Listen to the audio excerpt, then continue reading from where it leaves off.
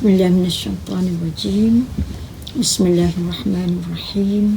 Assalamualaikum warahmatullahi ta'ala wabarakatuh. Qala rabbi shrah li sadri wa yassir li amri wa hlul 'uqdatam min lisani yafqahu qawli. Allahumma zidna 'ilma warzuqna fahma. Allahumma salli ala sayyidina Muhammad wa ala alihi wa sahbihi ajma'in. Alhamdulillah, setinggi-tinggi rasa syukur kehadrat Allah Ta'ala kerana kita masih lagi diberikan kesempatan dalam kehidupan kita di dunia ini untuk berada pada bulan Ramadan. Jadi insyaAllah Ustazah pada hari ini akan menyentuh sedikit sebanyak one day one juzuk dalam slot one day one juzuk, dan juzuk pilihan yang telah diberikan kepada Ustazah adalah juzuk yang ke-24. Okay, surah ada beberapa surah yang berada dalam juzuk ke-24 ini, sebagaimana kita lihat dalam Mashaf Al-Quran ala hasbi tartibil suar, dalam susunan surah-surah yang disusun dan dicetak di dalam Mashaf sehinggalah zaman kita hari ini. Jadi tiga surah yang saya sebut adalah surah yang pertama adalah surah Az-Zumar. Surah Az-Zumar daripada ayat yang pertama sehinggalah ayat yang ke-75, dan surah Az-Zumar ini adalah surah yang diturunkan di Mekah dan disebut sebagai surah Makkiyah. Jadi itu sebagai mukadimah. Dan surah yang kedua yang berada dalam juz 24 adalah surah Al-Mu'min, atau juga dikenali sebagai surah Al-Ghafir atau surah Ghafir. Sempurna ayat sebanyak 85 ayat berada dalam juzuk ini juga. Dan yang ketiga adalah surah Fussilat. Surah Fussilat ini rangkumannya tidak sepenuhnya keseluruhan surah Fussilat, yang mana ayatnya adalah sebanyak 54 ayat. Dan daripada ayat pertama hingga ayat 46 sahaja yang berada dalam juz 24. Jadi insyaAllah kita cuba mentadabbur dan memerhati beberapa ayat dalam juz 24 ini daripada ketiga-tiga surah secara ringkas dalam waktu yang agak terhad. Alhamdulillah, surah Az-Zumar ini adalah surah berada dalam turutan yang ke-39. Dan perkataan Az-Zumar itu kita boleh jumpa dalam dua ayat, iaitu ayat 71 dan juga ayat 73. Allah menyebut tentang satu rombongan secara berombong-rombongan, beriring-iringan, dan disebut dalam bahasa Arabnya dalam ataupun fi lughah Arabiyah perkataan Zumara. Zumara.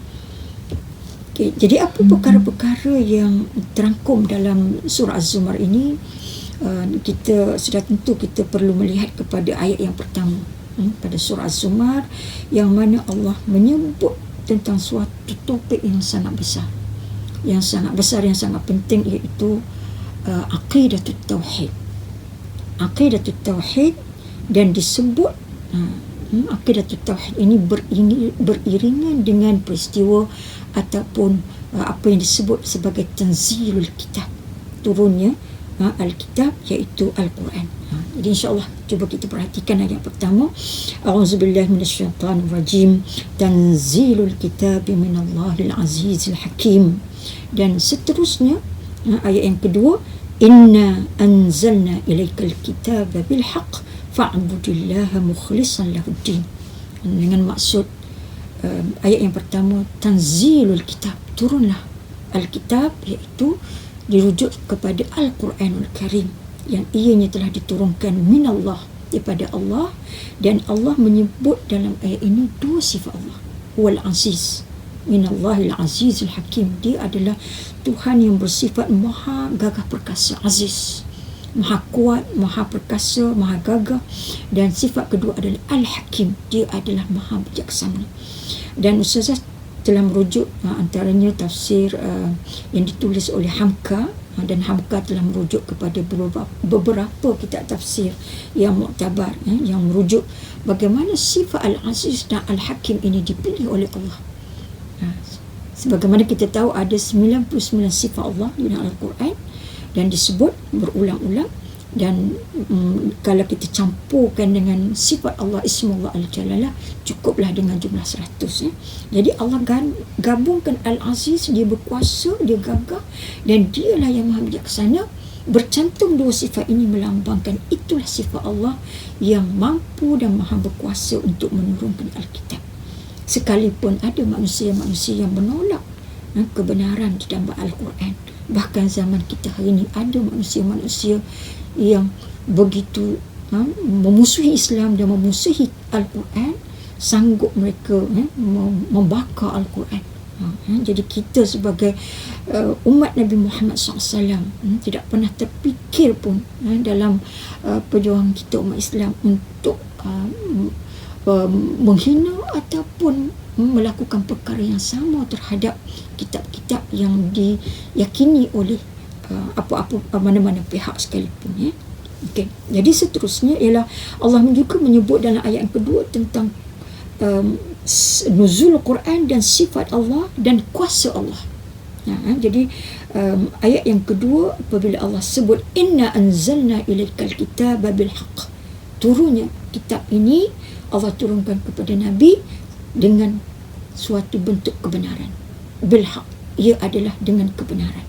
Tidak ada hujah yang boleh menjatuhkan kebenaran Al-Quran, dan telah dijawab oleh para ulama-ulama kita sekian lama. Fa'budillah, maka sembahlah Allah. Mukhlisan lahuddin, dengan penuh keikhlasan, mukhlis. Kerana inilah satu agama yang datang daripada Allah Subhanahu Wa Taala. Jadi saya suka juga menyentuh tentang ayat yang kelima apabila Allah sebut salah satu daripada kuasa Allah tentang kejadian langit dan bumi, siang, malam, perjalanan matahari, bulan, bintang. Dan Allah juga menyebut tentang penciptaan manusia.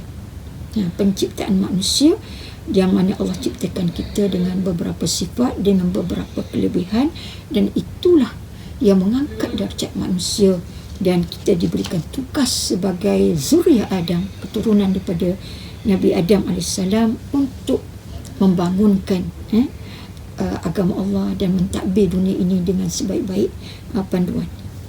Manakala dalam ayat yang ke-21 surah Az-Zumar, Allah juga menyebut tentang penciptaan Allah di sudut turunnya air daripada langit.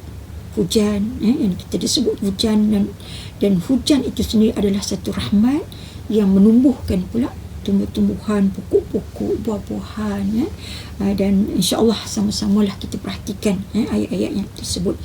Dan Ustazah suka juga mengakhirkan surah Az-Zumar ini untuk kita melihat perkataan Zumara dalam ayat yang ke-71 dan 73. Cuma Ustazah nak petik ayat ke-73. A'udzubillahi minasyaitanir rajim. Wasiqal ladzina taqaw rabbahum ilal jannati zumara hatta idza ja'uha wa futihat abwabuha wa qala lahum khazanatuha salamun alaikum tibtum fadkhuluha khalidin. Sadaqallahul azim. Jadi ayat ini dengan maksud dan diiringkan pula lah orang-orang yang bertakwa. Maksudnya sebelum tu ayat 71 Allah sebut wasiqal ladzina kafaru. Golongan-golongan kafir ini juga akan diiringi ke dalam neraka untuk diazab.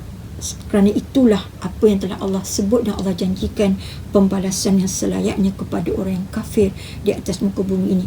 Manakala ayat 73 khusus kepada golongan-golongan yang beriman dan golongan yang bertakwa. Wasiqal ladzina taqaw. Allah sebut perkataan takwa di sini, maksudnya mereka akan diiringi ke syurga Allah secara berombong-rombongan. Zumara, surah Az-Zumar, maka perkataan Zumara itu disebut sehinggalah apabila dibawa dan mereka telah diizinkan masuk ke dalam syurga dan dibuka pintu-pintu syurga. Wa futihat abwabuha, dan akan dikatakan kepada mereka oleh penjaga-penjaga syurga, salamun alaikum, selamat sejahteralah kamu, berbahagialah kamu wahai orang-orang yang berhak untuk berada dalam syurga.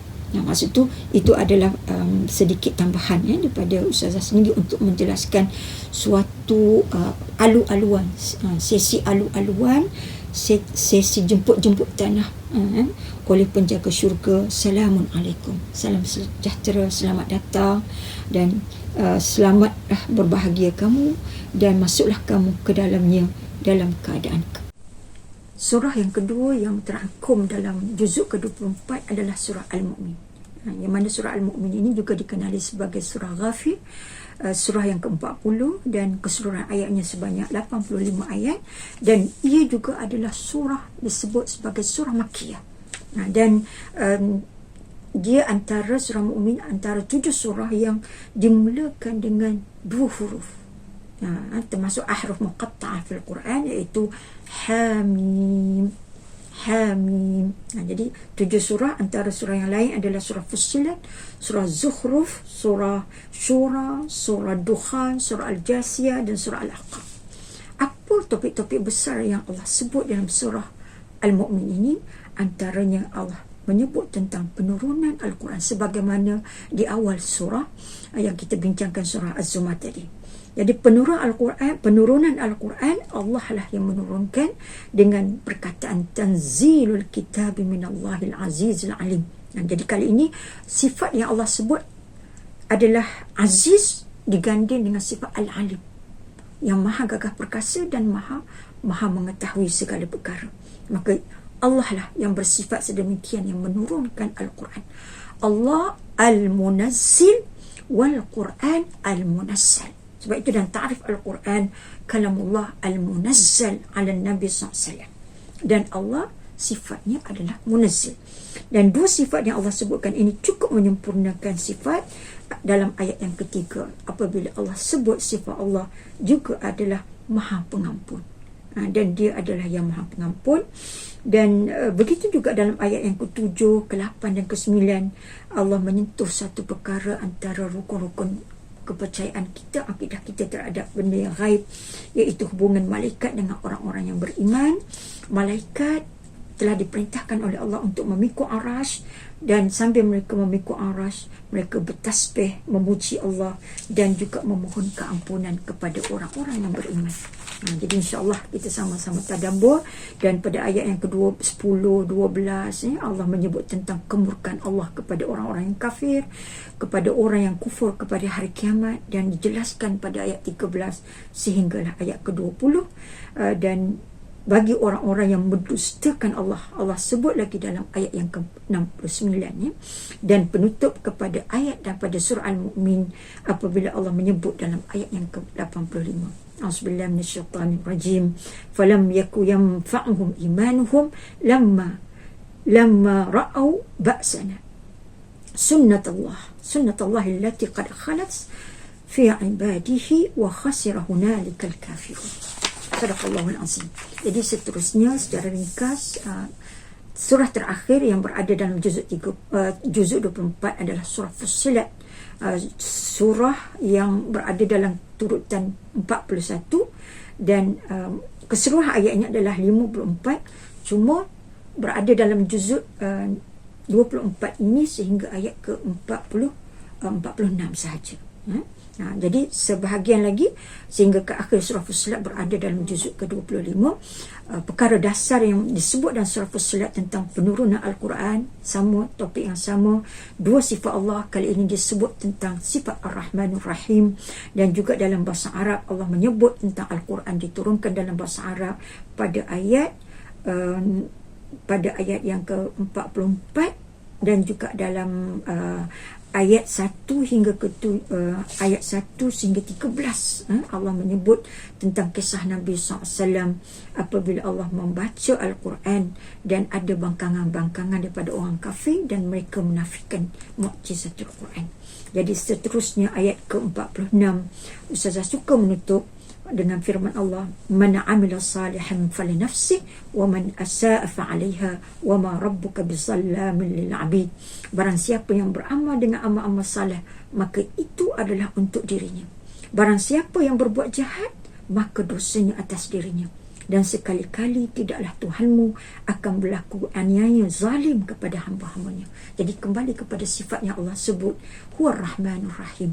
Allah buka seluas-luasnya rahmat, dan Allah berikan kepada kita panduan hidup, dan itulah panduan yang yang berada dalam Al-Quran pada setiap ayat-ayatnya. Jadi Alhamdulillah kita tamatkan sedikit tadabbur kita pada juzuk ke-24, iaitu rangkuman daripada surah Az-Zumar, daripada surah Fussilat dan surah Al-Mu'min. Dan insyaAllah mudah-mudahan kita dapat memahami Al-Quran dengan sebaik-baik kefahaman. Wallahu a'lam bissawab.